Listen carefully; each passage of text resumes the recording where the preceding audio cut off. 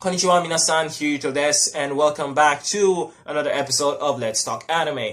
So, before we start the episode, I want to talk about something else. Most of you people have probably heard. A building from Kyoto Animation was set on fire earlier today.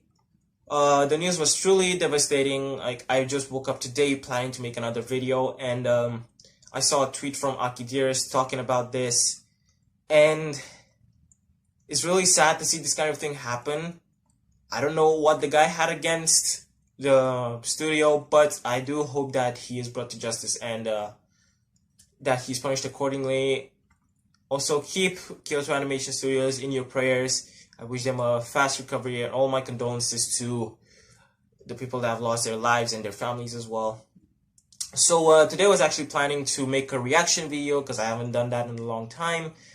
But seeing what happened today with Kyoto Animation, I decided to dedicate this video to them and make a video talking about one of their anime, which is also my favorite anime from this studio, Violet Evergarden. So, without further ado, let's get into the episode.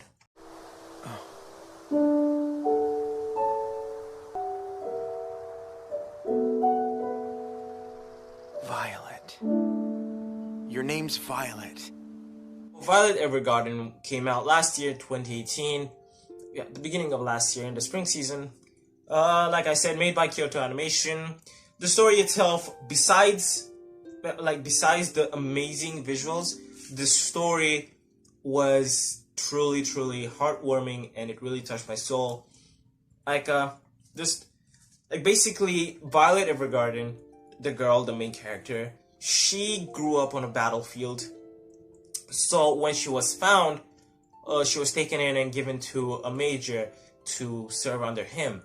So growing up on a battlefield made her have amazing fighting skills.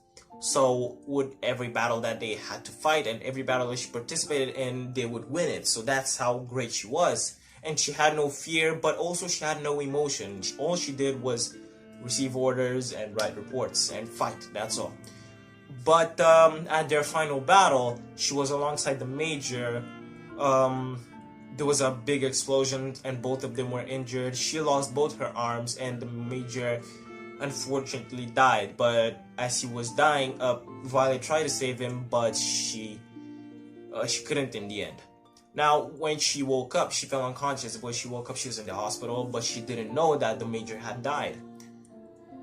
So the major's friend, who also served in the army, the war was already over, so he took her in because the major asked him to do so. He took her in and took her to his company of auto memory dolls. Now, if you guys don't know what auto memory dolls are, basically back in those days, when people would want to write letters to people, they would go to these auto memory dolls companies and ask them to, or request them to write letters.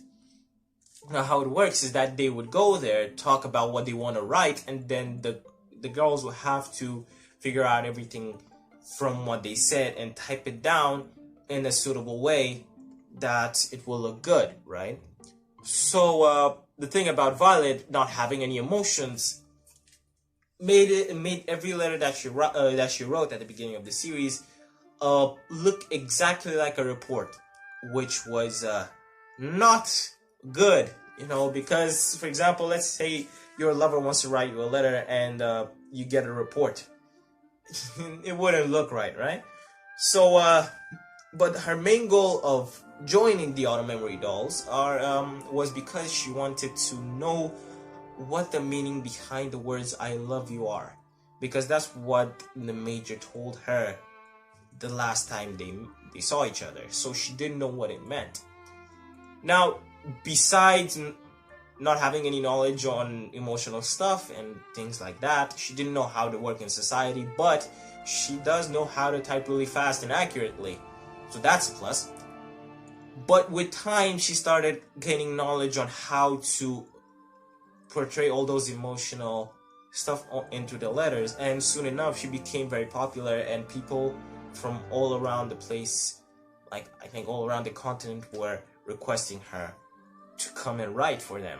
Even a princess requested her to write for her, which is really huge.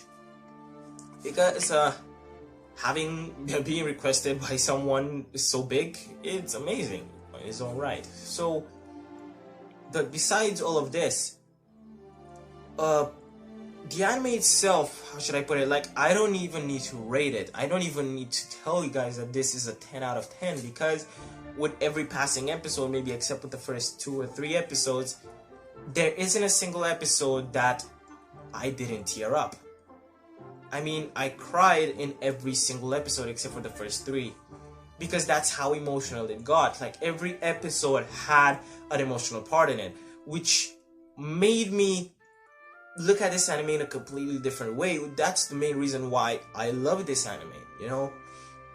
Of course, I've seen all the other anime made by Makoto Shinkai, like A Silent Voice and Your Name and stuff like that. I mean, A Silent Voice and all these ones, they were made by Kyoto Animation as well. So they have those kind of visuals and stuff, and the storylines are great.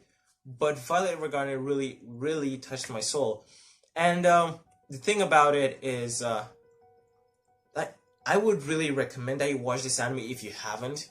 You don't really necessarily have to like this kind of genre. I mean, let's say that you like action, anime, adventure, isekai, stuff like that.